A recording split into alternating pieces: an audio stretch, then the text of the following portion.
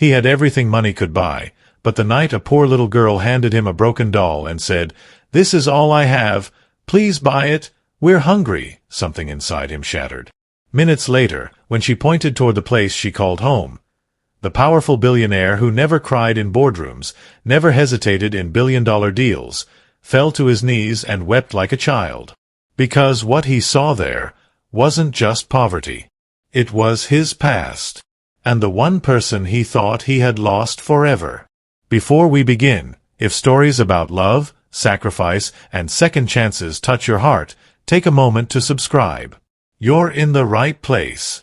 Spencer Harrington sat alone at a table most people could only dream of affording. The restaurant was quiet, elegant, expensive. The kind of place where people whispered, where every movement felt rehearsed. Crystal glasses reflected soft golden light.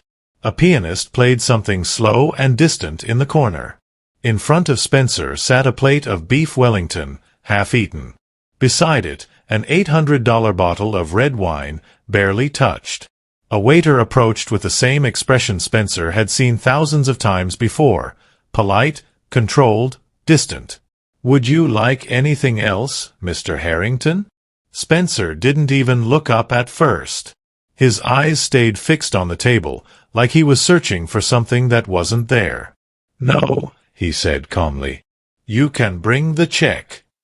The waiter hesitated, glancing briefly at the untouched food, then nodded and walked away. Spencer noticed. But he didn't care. Food had stopped meaning anything to him a long time ago. Dinner, for him, wasn't about hunger. It was just something to fill time. He picked up his phone. 3 emails from his CFO. 2 from his lawyer. 12 notifications from his stock app.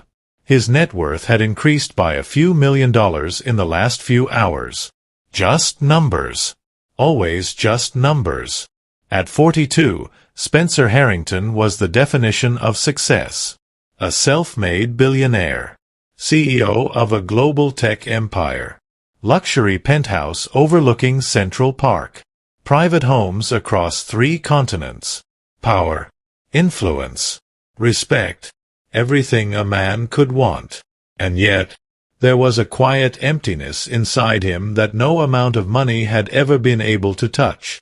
The waiter returned with the bill. Spencer paid without looking at the total, left a generous tip, and stood up. As he walked across the dining room, a few businessmen nodded at him, some even raised their glasses. He responded politely, but briefly. No conversations. No connections. Just distance. Outside, the cold night air hit his face. He adjusted his Italian wool coat and looked up. The sky above the city was empty. No stars. Only artificial light. For a moment, he stood still. Then he began to walk. His driver was waiting 2 blocks away, but Spencer preferred walking after dinner. His doctor had recommended it. Not that it made any difference. As he crossed the street, his body moved automatically. His mind was already somewhere else. Meetings. Contracts. Investments. The next deal. The next number. The next win. A life always moving forward, but never really feeling anything. And then, something gently tugged at his coat. Spencer stopped, confused. He turned slightly and looked down. A little girl stood there, no more than 6 or 7 years old. Her hair was messy, her coat too big for her small frame, sleeves hanging past her hands. Her shoes looked worn out, like they had walked too many miles for someone so young. But her eyes were wide, clear, and strangely calm. In her small hand, she held a doll. Old, faded, one arm barely attached by a few threads.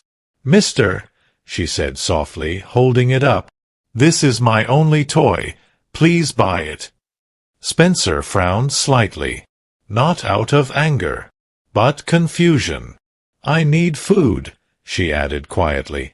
Her voice wasn't desperate. It wasn't begging. It was honest, simple, like she was stating a fact. Spencer glanced around quickly, scanning the street. "Where are your parents?" he asked, his tone sharper than he intended. The girl hugged the doll closer to her chest.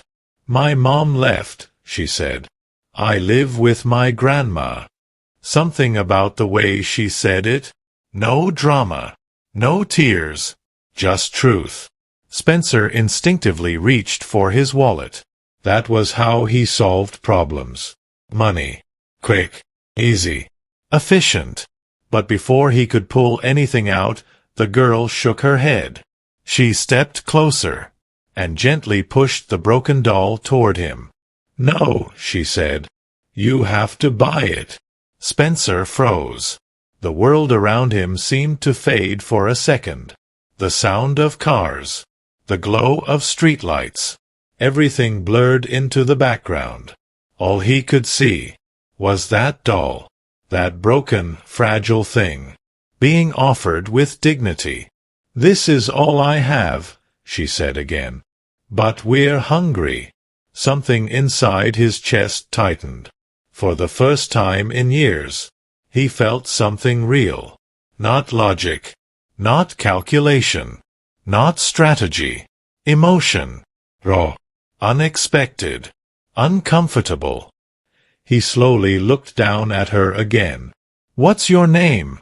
he asked, his voice softer now. "June," she replied. "And this is Flower." She lifted the doll slightly, as if introducing a friend. Spencer swallowed, then slowly crouched down to her level. "I'm Spencer," he said. June nodded seriously, like they had just made an important agreement. "Flower's arm is hurt," she added, showing him the loose threads. "Like my grandma's knee." Spencer's chest tightened even more. "She doesn't go to the doctor," June continued. "It costs money." That was the moment something cracked. Not outside. Inside him. And before he even realized it, tears filled his eyes. He quickly looked away. But it was too late. "Are you hungry right now?" he asked quietly. June hesitated, then nodded. "And your grandma?" "She's waiting," June said. "She always waits." Spencer checked his watch. Almost 10 p.m. A child this young. Alone. On the street. At night. "What are you doing out here, June?" She looked down at the doll for a second, then back up at him. "We didn't eat today." Her words were simple, but they hit harder than anything he had heard in years. "She gave me her food yesterday," June added. "So I came to find something." Spencer stood up slowly. His expensive coat suddenly felt heavy. His watch. Meaningless. In the reflection of a nearby store window, he saw it clearly. A rich man in perfect clothes, standing next to a poor child who had nothing. And for the first time in his life, he didn't like what he saw. "Do you like hamburgers?" he asked. June's face lit up for a second. Then she quickly said, "Grandma needs food too." Spencer nodded. That answer said everything. "All right," he said gently. "Let's go get some food for both of you." June didn't smile. Instead, she looked at him carefully, with those same calm, wise eyes. "Do you promise?" she asked. Spencer paused.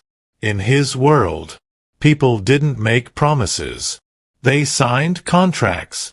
But something about this moment felt different. "I promise," he said.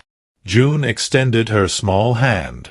Spencer looked at it for a second, then shook it.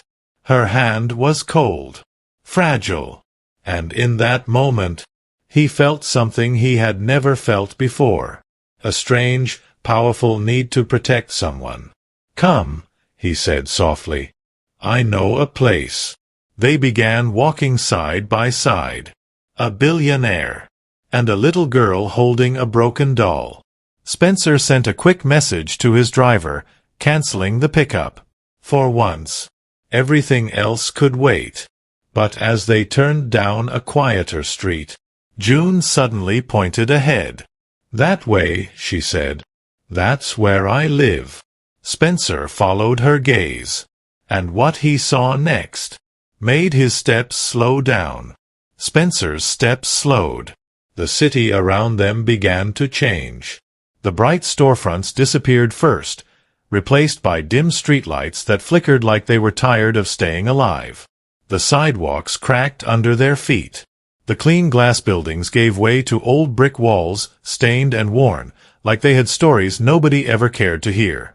June walked ahead without hesitation, like she had walked this path 100 times before.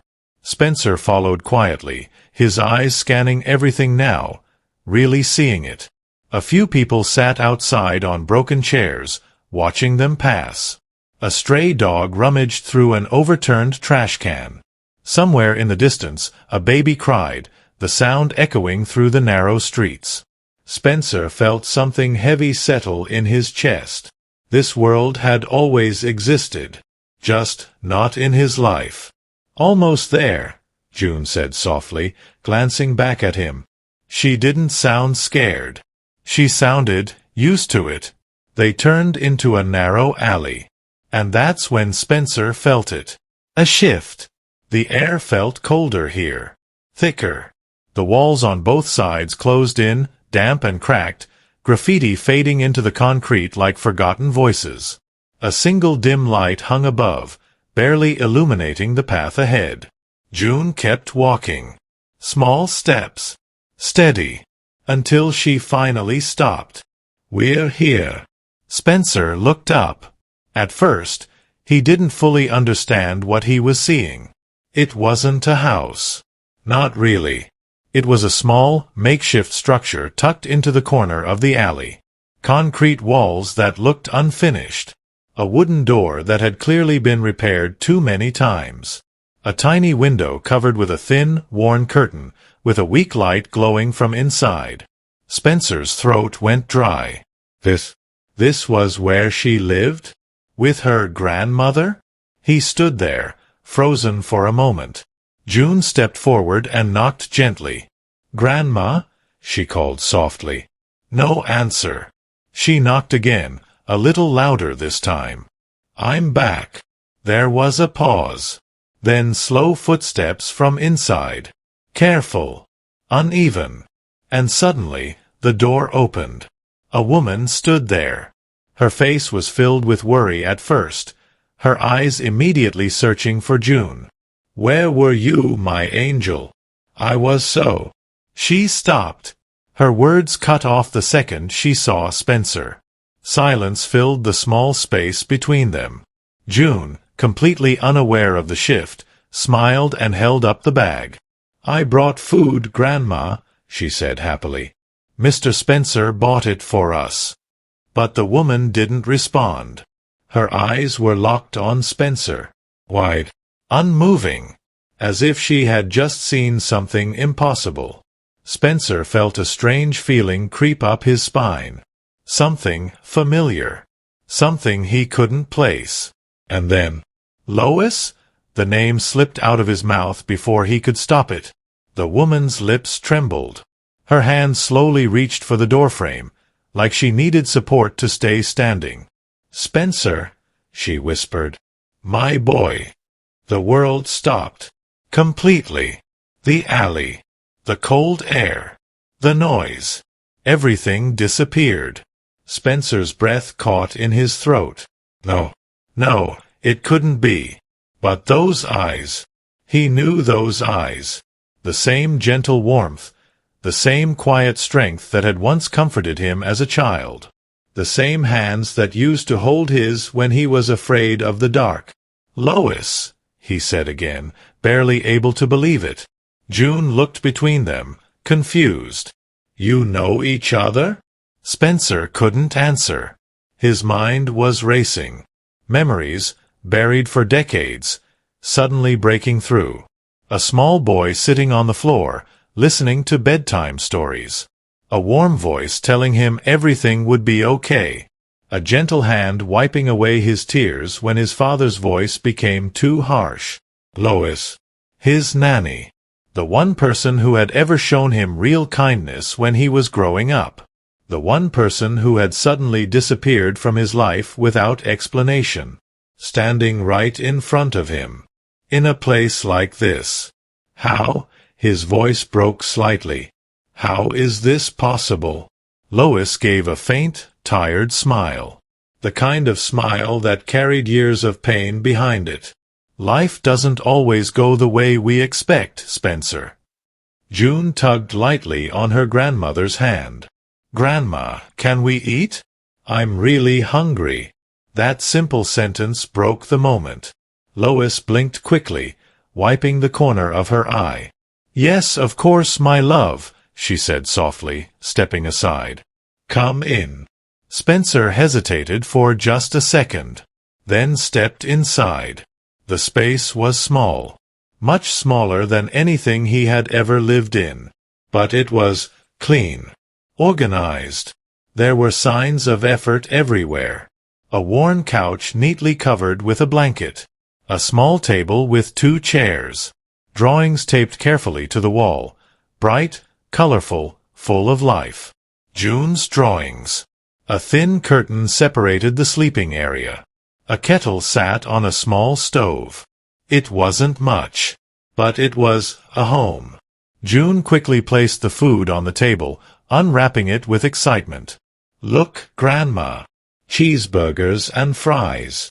Lois watched her quietly, then glanced at Spencer. There was something in her eyes. Not just surprise. Not just recognition. Something deeper. Something unresolved. You didn't have to do this, she said, her voice calm but distant. Spencer shook his head. I wanted to. Lois studied him for a moment, like she was trying to understand who he had become. Then she slowly sat down. June handed her a burger, smiling proudly. Eat, Grandma. It's really good. Lois hesitated, then took a small bite. Spencer noticed it immediately. The way she ate. Slow. Careful. Like every bite mattered. Like she was making it last. And suddenly, that image hit him harder than anything else. A woman who had once taken care of him. Now sitting in a small room, eating like food was something rare. Spencer felt his chest tighten. I didn't know, he said quietly. Lois looked at him. I know, she replied. There was no blame in her voice. And somehow, that made it worse. June, already halfway through her meal, looked up. Mr. Spencer, she said. Grandma makes the best tea when we're sad. Spencer blinked. When we're sad. June nodded. It makes everything feel better. Spencer glanced at Lois again. And for a moment, he saw it clearly. This wasn't just poverty. This wasn't just struggle. This was a life filled with quiet sacrifice. Pain that had been endured silently, and somehow still held together with love. He swallowed hard, trying to steady himself. I should go, he said suddenly, standing up. The room felt too small, too real, too overwhelming. Lois stood as well. Thank you for the food, she said softly. Spencer nodded. But as he turned toward the door, something inside him resisted. Like he wasn't supposed to leave yet. Like walking away now would mean losing something important. Again. He paused, his hand resting on the door. Then slowly turned back. Can I come back? He asked. The question surprised even him. Lois's expression softened. Just a little. Our door is always open, she said. June ran up to him, holding the broken doll. Flower wants to say goodbye, she said, lifting it up. Spencer crouched down, gently touched the doll's head. Goodbye, Flower, he whispered. Take care of them. As he stepped out into the cold night again, the air felt different, heavier, his steps slower, and as he walked away from that small house, one thought kept echoing in his mind. How did the woman who once took care of him end up here? And why? Had he never known? Behind him, the small light inside that fragile home flickered softly, and for the first time in years, Spencer didn't feel like going back to his own. Spencer didn't call his driver right away. He just kept walking, hands in his coat pockets, shoulders slightly tense, like something inside him had shifted and he didn't quite know how to carry it yet. The city looked the same. Same lights, same noise, same rhythm. But it didn't feel the same anymore. Every step he took away from that alley felt heavier than the last, like he was leaving something unfinished behind. Or maybe, something he wasn't supposed to walk away from. He stopped at the corner, just before the main street. For a moment, he turned his head, looked back.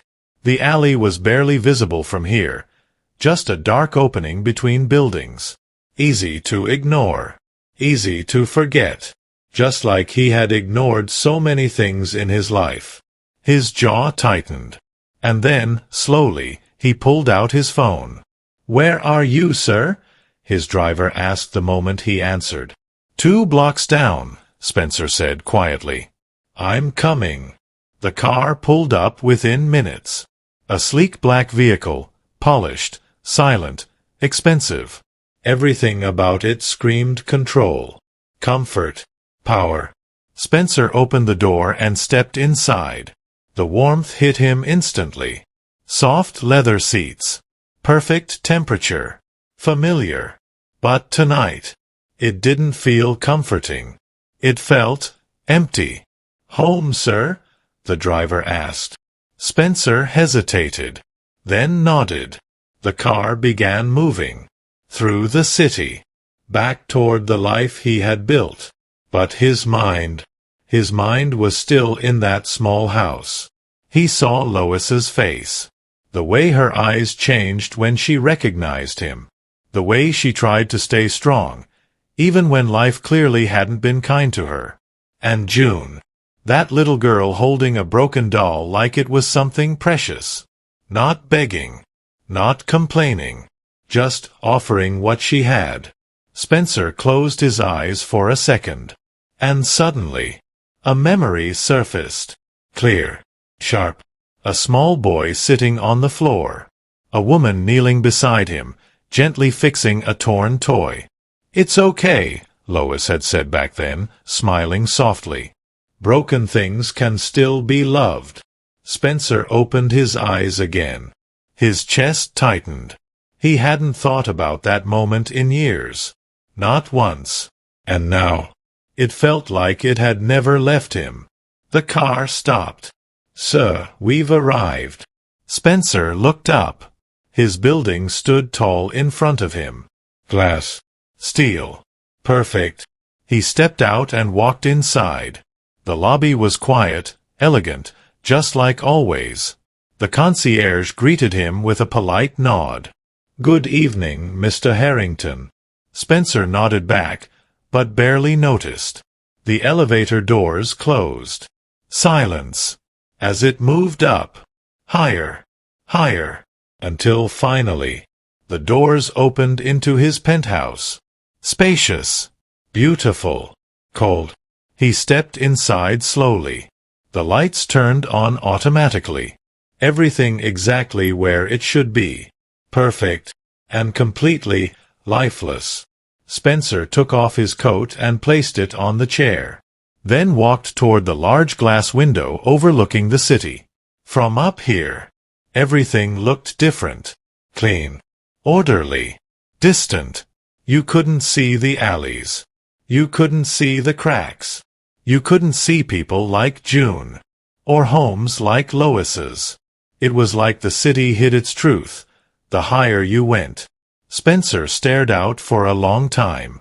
Then suddenly, he exhaled sharply, and ran a hand through his hair. "This doesn't make sense," he muttered under his breath. "How could she be there? After everything? After all those years?" He remembered the day she disappeared. No explanation. No goodbye. Just gone. His father had told him she wasn't needed anymore. That they had moved on. And Spencer had believed it. Because he was a child. Because he had no power. Because in his father's world, people were replaceable. But now he saw the truth. She hadn't left. She had been pushed out. And he had never looked back. Spencer felt something heavy settle in his chest. Not guilt alone. Something deeper. Regret. The kind that doesn't go away easily. He walked to the kitchen. Opened the fridge. Perfectly stocked. Everything fresh. Everything expensive. He stared at it for a moment. Then slowly closed it again. He wasn't hungry. Not like before. This felt different. This felt real. He grabbed a glass of water instead. Took a sip. Then leaned against the counter. And for the first time in years, his mind wasn't filled with business. Or numbers. Or plans. It was filled with questions. What had she gone through? How had she ended up like that? Why hadn't he known? Why hadn't he cared enough to find out? Spencer let out a quiet breath. Then suddenly pushed himself off the counter. Walked to his desk. Opened his laptop. But instead of checking emails, he just stared at the screen. Blank. Like his thoughts. After a few seconds, he closed it again. This wasn't something he could solve with a decision. Or a strategy. This was something else. He walked back to the window. Looked out at the city again. And this time, he saw it differently. Not as something he owned. Not as something he controlled. But as something he had failed to truly see. Somewhere out there, a little girl was probably finishing her burger. Sitting next to her grandmother. In that small, fragile home. And somehow, they had more warmth in that space than he did in this entire penthouse. Spencer closed his eyes and quietly said to himself, "I can't leave it like this." The words felt heavy, but right. He didn't know what he was going to do yet. Didn't have a plan. Didn't have a strategy. But for the first time in a long time, he felt something clear. Something simple. He needed to go back. Not because of guilt. Not because of charity. But because something there mattered. The next morning, Spencer woke up earlier than usual. No alarm. No notifications. Just awake. His mind already moving. But not in the usual way. He didn't reach for his phone right away. Didn't check emails. Didn't look at numbers. Instead, he sat on the edge of his bed. Quiet. Thinking. Then slowly stood up. Got dressed. Simple. Clean. But not as formal as usual. When he walked into his office later that morning, his assistant looked slightly surprised. "You're early, sir." Spencer nodded. "Cancel my afternoon meetings." The assistant blinked. "I'm sorry. Cancel?" "Yes," Spencer said calmly. "All of them." There was a pause. That didn't happen. Not with Spencer Harrington. "Should I reschedule them?" the assistant asked carefully. Spencer shook his head. "Not yet." The assistant nodded, still confused, but didn't question further. Spencer grabbed his coat and walked out. This time, he didn't wait for the evening. He didn't wait for a reason. He didn't wait for logic to make sense of it. He just followed the feeling. The car drove through the city again.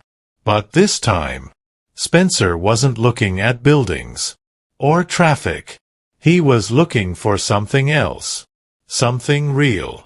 "Stop here," he said suddenly. A few blocks away from the alley. The driver glanced at him in the mirror. "Here, sir." "Yes." Spencer stepped out and began walking, each step bringing him closer. Back to that place. Back to that door. Back to the woman who once held his hand when he was just a boy, and the little girl who had unknowingly changed something inside him. When he finally reached the alley, he paused, just for a second, took a breath, then walked in. Daylight revealed more. More cracks. More wear. More truth. But it didn't scare him this time. It grounded him. He reached the small house. The same door. The same faint curtain in the window. He stood there for a moment, then raised his hand, and knocked. Softly. Once. Then again. Inside, he heard movement. Footsteps. And then, the sound of the door unlocking. The door opened slowly. June stood there, her hair messy, still wearing what looked like sleep clothes, her small hands gripping the edge of the door. For a second, she just stared at him, like she wasn't sure if he was real. Then her eyes lit up. "You came back." There was no doubt in her voice. No surprise. Just certainty. Like she had expected it all along. Spencer felt something soften inside him. "Yeah," he said quietly. "I did." June stepped aside without hesitation. "Come in," she said, as if this had already become normal. As if he belonged there. Spencer stepped inside again. The same small space. The same quiet warmth. But in daylight, everything looked even more honest. More fragile. More real. June closed the door behind him and immediately ran toward the small table. "Grandma," she called out. He came back. There was movement behind the curtain. Slow. Careful. And then Lois appeared. She looked different this morning. Not in her face, but in her posture. Like she had been thinking. Waiting. Her eyes met Spencer's. And for a moment, neither of them spoke. Then she gave a small nod. "Spencer." There was something in the way she said his name this time. Less shock. More understanding. "I hope I'm not interrupting," he said. "You're not," she replied simply. June was already pulling at his sleeve. "Look," she said excitedly, dragging him toward the wall. Spencer followed. She pointed at a drawing taped there. 3 stick figures. One tall. One smaller. One tiny. Holding hands. "That's us," June said proudly. "Me, Grandma, and you." Spencer stared at it for a second. The lines were simple. Childlike. But something about it hit him deeper than anything else. "You drew this?" he asked softly. June nodded. "You were here." Spencer swallowed. Then slowly looked at Lois. She was watching them quietly. There was a softness in her expression, but also something else. Something unspoken. "You came early," she said after a moment. Spencer nodded. "I couldn't wait." The honesty in his voice surprised even him. Lois noticed. Of course she did. She always had a way of seeing through him. Even when he was a child. June tugged his hand again. "Did you eat?" she asked seriously. Spencer blinked. Not yet." June frowned slightly. "That's not good." She turned to Lois. "Grandma, we should make him something." Lois gave a faint smile. "There's not much, sweetheart." June paused, then looked back at Spencer. For a second, something shifted in her expression. Not embarrassment. Not shame. Just awareness. Like she understood more than she should at her age. "It's okay," Spencer said gently. I'm not hungry. But June didn't seem convinced. She glanced at the small kitchen area, then back at him. You said we shouldn't stay hungry, she said quietly. The words caught him off guard. He remembered. He had said that last night. And somehow, she held on to it. Spencer knelt down to her level. You're right, he said softly. But today, I came to see you. June studied his face for a moment, then nodded. Satisfied. Okay. She ran off toward her dolls, picking up flour carefully and whispering something to it. Spencer stood back up slowly, and faced Lois. Silence settled between them again. But this time, it felt different. Heavier. More personal. I didn't sleep much, he admitted. Lois leaned slightly against the table. I figured. You knew I'd come back? She gave a small, knowing look. You always came back when something mattered to you. Spencer let out a quiet breath. That hasn't been true for a long time. Lois didn't respond right away. Instead, she walked slowly to the chair and sat down. Her movements were careful, measured. Spencer noticed it again. The way she carried herself. The quiet pain she didn't speak about. Life changes people, she said after a moment. It teaches them what to hold on to and what to let go of. Spencer nodded. But sometimes, we let go of the wrong things. Lois looked at him. Really looked at him. Like she was seeing the boy he used to be, and the man standing in front of her. You didn't let go, she said gently. You were never given the choice. That hit harder than he expected. Spencer looked away for a second. His jaw tightened. Why didn't you tell me? He asked quietly. Lois's eyes softened. How could I? There was no bitterness in her voice. Just truth. You were a child, she continued, and your father made it very clear what he wanted. Spencer clenched his fists slightly. Old memories stirred. Sharp. Uncomfortable. He told me you left, Spencer said. Lois gave a faint smile. That's easier to say than the truth. And the truth is? She hesitated. Not because she didn't want to answer, but because the answer carried weight. I couldn't stay, she said finally. He didn't want someone like me around anymore. Spencer felt something twist inside him. Someone like you? Lois shrugged slightly. Someone who cared too much. The words hung in the air. Quiet. Heavy. June's voice broke the tension. Grandma, look. She held up flour, carefully adjusting the loose arm. I think it's getting worse. Spencer looked over. The threads were barely holding now. One small pull, and the arm would fall off completely. June looked worried. But, will it still be flour? The question stopped him. Completely. He didn't answer right away. Because somehow, he understood what she meant. It wasn't about fixing it. It was about not losing what it already was. Spencer slowly crouched down again. Looked at her gently. I won't change her, he said. I'll just help her heal. June studied him carefully. Then slowly. She smiled. And handed him the doll. Carefully. Like she was trusting him with something important. Something fragile. Something irreplaceable. Spencer took it in his hands. Light. Worn. Broken. But loved. He looked up at Lois.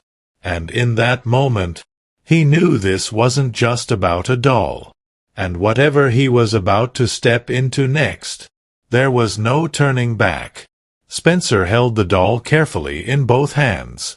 For something so small, it carried weight. Not physical weight. Something deeper. The fabric was worn, stitched together from different pieces. The arm hung loose, barely attached, threads fraying like they had been holding on for too long. He ran his thumb gently along the seam. And for a second, he wasn't standing in that small room anymore. He was somewhere else. Years back. A different house. A different life. A younger version of himself sitting on the floor, watching Lois so quietly under a dim lamp. "Hold it still," she had said back then, smiling softly. "It won't hurt."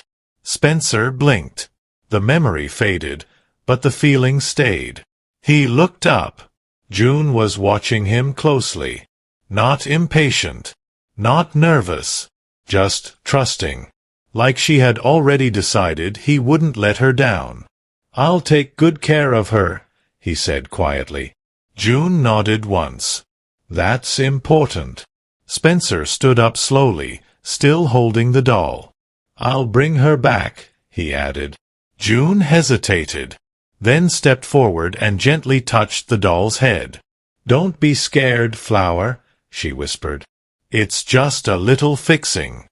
Spencer felt something tighten in his chest again. The way she spoke, like the doll could feel, like it mattered, and maybe it did. He turned toward the door. But before he could take a step, "Spencer!" Lois's voice stopped him. He looked back. She was still sitting, but her eyes held something steady now. Something serious. "You don't have to do this," she said. Spencer shook his head. "I know." Lois studied him for a moment, then gave a small nod, not stopping him, but not fully accepting it either, just acknowledging the moment. Spencer opened the door. The daylight outside spilled in, bright, sharp, different from the quiet dimness inside. He stepped out, and for a second, he paused, looking down at the doll in his hands. This wasn't part of his world. This wasn't something he could assign to someone else, or fix with a quick call. This required him, personally, and somehow, that felt right.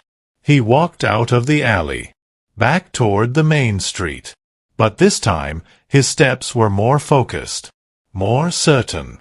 The driver was already waiting nearby. Spencer opened the door and got in. The driver glanced at him through the mirror, then at the doll. A flicker of confusion crossed his face. But he didn't ask. "Where to, sir?" Spencer didn't answer right away. He looked down at the doll again, then out the window, thinking.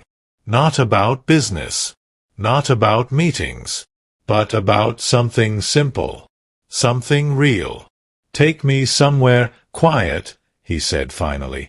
The driver nodded. The car moved. Through the city. Past places Spencer knew well. And places he had never noticed. Until now. They stopped in a quieter part of town. Small shops. Old buildings. Nothing flashy. Nothing perfect. Spencer stepped out. Still holding the doll. He walked slowly along the street. Looking. Not for something expensive.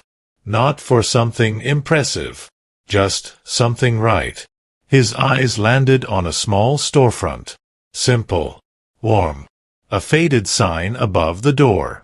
A sewing shop. Spencer stood there for a moment. Then pushed the door open. A small bell rang softly. Inside, it smelled like fabric and thread. Old wood. Time. There were shelves lined with materials. Spools of thread in every color. Pieces of cloth folded neatly. And behind the counter, an older man looked up. "Morning," he said. Spencer nodded. "Morning." He walked up to the counter, carefully placing the doll down. The man looked at it, then at Spencer. His eyes softened slightly. "That's seen some years," he said quietly. Spencer nodded. "It's important." The man picked it up gently, examining the loose arm, the stitching, the wear. Not just a toy, huh? Spencer shook his head. No. The man gave a small, understanding nod. I can fix it, he said. But I won't make it new. Spencer felt something settle inside him. That's exactly what I want. The man smiled faintly. Good. He turned the doll slightly in his hands. I'll keep the same fabric. Reinforce the arm. Maybe add a stronger stitch underneath so it holds. Spencer listened carefully. Every word mattered. How long? He asked. The man thought for a moment. Couple hours. Spencer nodded. I'll wait. The man raised an eyebrow. Most people just come back later. Spencer glanced at the doll, then back at him. I'm not most people. The man didn't argue. He simply nodded and got to work. Spencer stepped back, sat down in a small chair near the wall, and waited. Time passed slowly. The sound of thread pulling through fabric. Soft, rhythmic, almost calming. Spencer watched every movement, every careful stitch. Nothing rushed, nothing careless. And for the first time in a long time, he wasn't thinking about what came next. He was just present. After a while, the man spoke again. Who's it for? Spencer didn't look away from the doll. A little girl.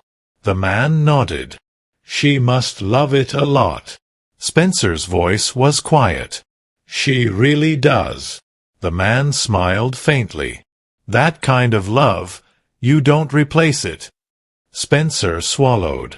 I'm starting to understand that. Hours later, the man finally set the doll down. Take a look. Spencer stood, walked over, and picked it up. The arm was back in place. Stronger, secure. But the stitching was visible. A slightly darker thread. Not hidden. Not erased. Just healed.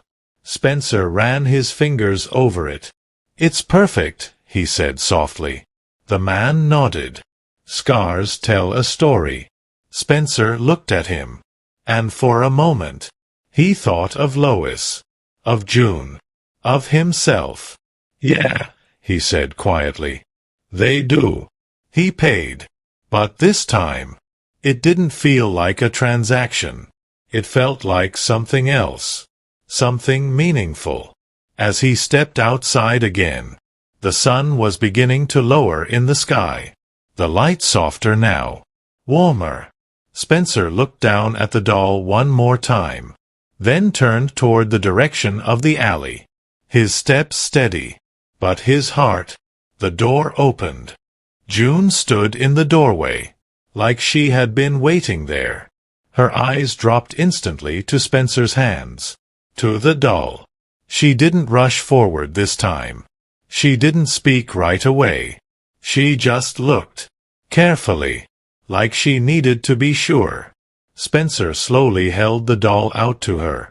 I told you, he said softly. June stepped closer.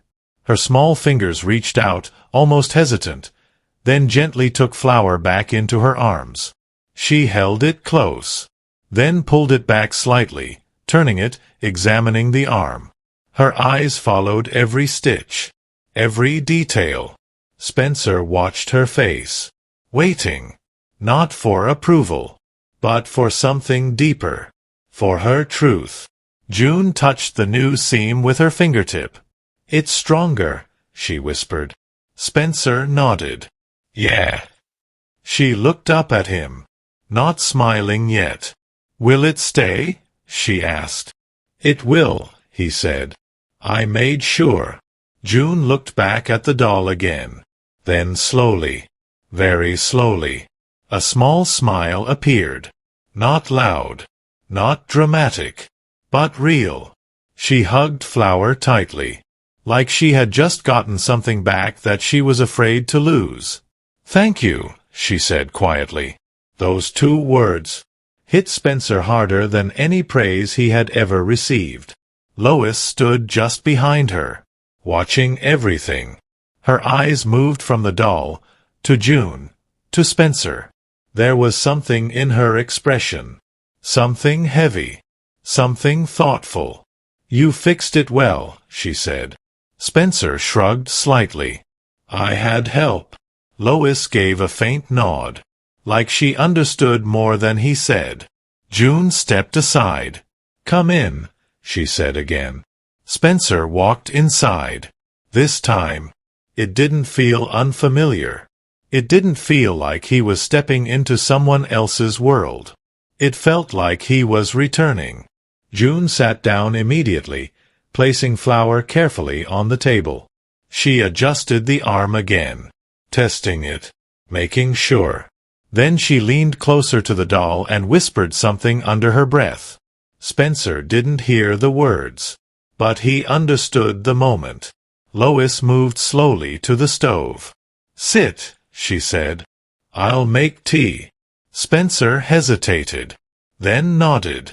He sat down at the small table. The chair creaked slightly under his weight, but he didn't mind. He glanced around, at the drawings, at the little details, at the life inside this space. And for once, he wasn't comparing it to his own. He was just seeing it. Lois poured water into the kettle. Her movements were slow, careful. Spencer watched her. "Your hands," he said quietly. She paused for a second, then continued. "They've worked a long time." There was no complaint in her voice, no pity, just fact. Spencer leaned forward slightly. "You shouldn't be doing everything alone." Lois let out a soft breath. "Who else is there?" The question wasn't sharp, but it landed.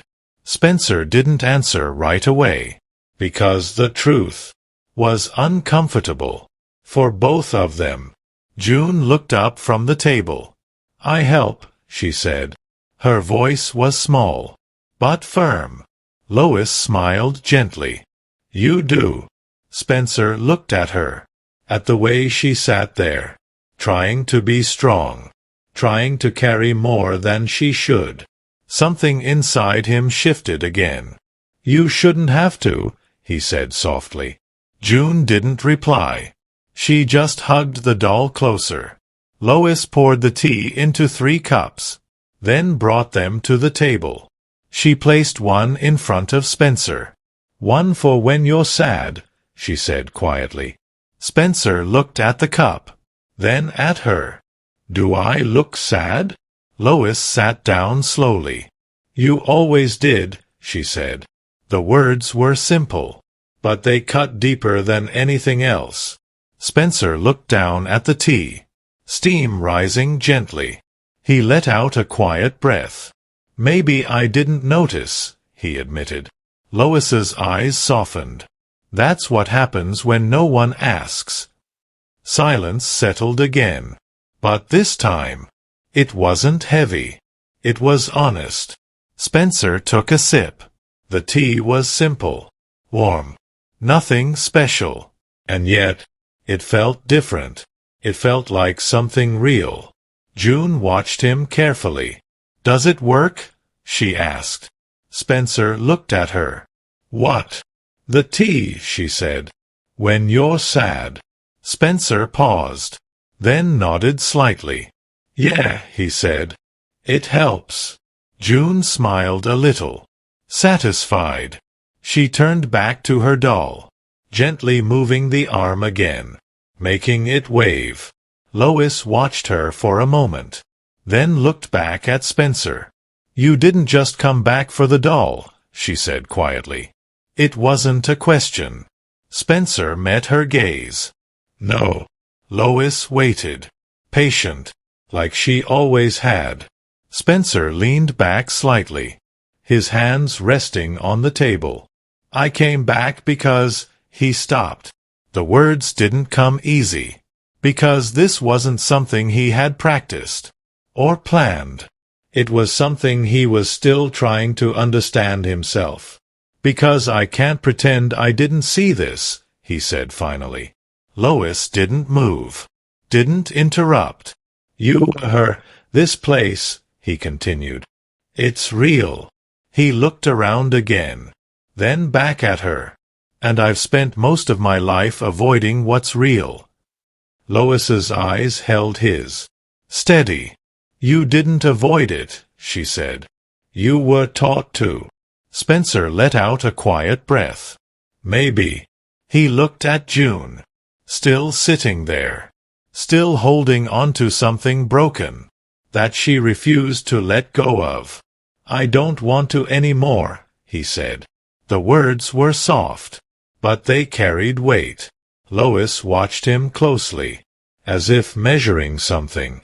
Not his words, but his intention. And what does that mean? She asked.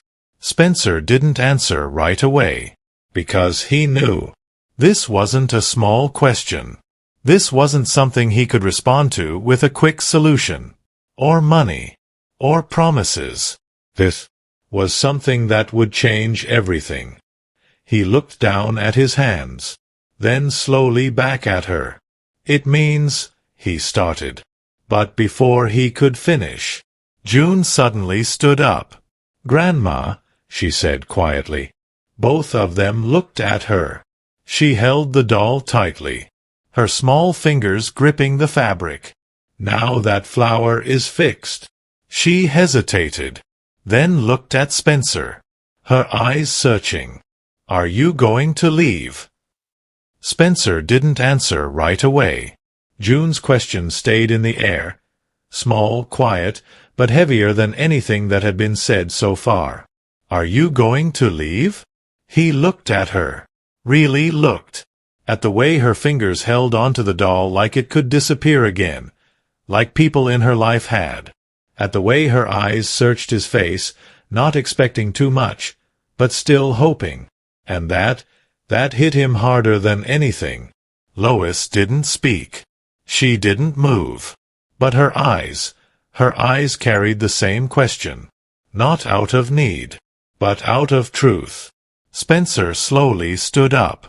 The chair behind him creaked softly. He took a step closer to June, then knelt down in front of her, right at her level. I used to think leaving was normal, he said quietly. People come, they give something, and then they go back to their own lives. June didn't interrupt. She just listened. Spencer's voice softened even more. I thought that was enough. He paused, then shook his head slightly. But it's not. June's grip on the doll loosened, just a little. Spencer reached out gently and adjusted the sleeve of her oversized coat. You asked me for a promise yesterday, he continued, and I gave it to you. June nodded slowly. You did.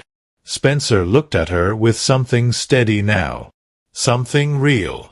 I'm not going to be someone who shows up for one moment and disappears the next. June's eyes widened slightly. Spencer took a breath, and then said the words that changed everything. I'm not leaving. The room fell into a quiet stillness. June blinked. Once. Twice. Like she was making sure she heard him right. You mean, not today? She asked carefully. Spencer shook his head. No. He smiled softly. I mean, I'm staying. June's lips parted slightly. She didn't jump. She didn't shout. Instead, she stepped forward, slowly, then wrapped her arms around him, tight, as if she didn't want to risk him changing his mind. Spencer froze for a second, then gently placed his hand on her back, and in that moment, something inside him finally settled. Not the emptiness, not the noise, something deeper, something he hadn't felt in years. Belonging. Lois watched them quietly, her eyes filled with something she had held back for a long time. Relief. But also something softer. Faith. Spencer slowly stood, with June still holding onto him. He looked at Lois. I should have come back a long time ago, he said. Lois shook her head gently. No, she replied. You came back when you were ready to stay. Spencer swallowed. That truth wasn't easy, but it was real. June pulled back slightly, still holding his sleeve. Does that mean, she hesitated, you'll come tomorrow too? Spencer smiled. I'll be here. And the day after? I'll be here. June nodded, satisfied, like she was building something inside her, piece by piece. Trust. Lois slowly stood up, her movements still careful, but stronger than before. You don't understand what you're stepping into, she said softly. Spencer met her gaze. I think I do. She looked at him for a long moment, searching, measuring, not his words, his heart. This isn't easy, she continued.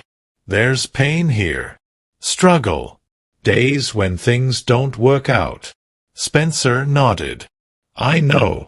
You've lived a different life, she added. Comfort, control, certainty. Spencer let out a quiet breath. And I was empty in all of it. The honesty in his voice made her pause. Spencer looked around the room again. At the worn walls. At the small table. At the drawings. And finally, at June. But here, he said quietly, there's something real. He stepped closer to Lois. I don't want to fix this from the outside, he continued. I want to be part of it. Lois's eyes softened. For the first time. She didn't look at him like a boy she once cared for.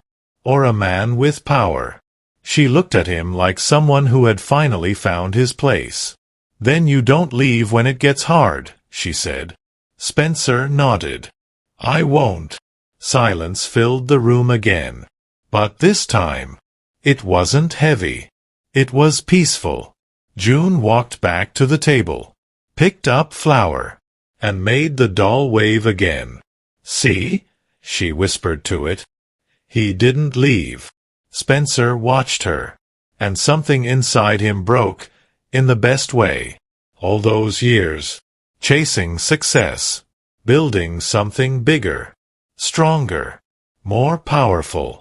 And yet, it took a broken doll, and a little girl with nothing, to show him what really mattered. He stepped closer to the table, placed his hand gently beside June's. You know something? He said softly. June looked up. What? Spencer smiled. You didn't sell me the doll. June frowned slightly. But you fixed it. Spencer shook his head. No. He looked at her, deeply. You gave me something worth more than anything I've ever had. June tilted her head, confused. What? Spencer's voice dropped to a quiet, steady truth. You showed me how to feel again.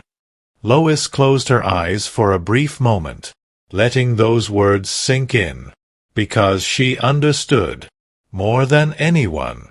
Years ago, she had tried to protect that part of him, and now, it had found its way back.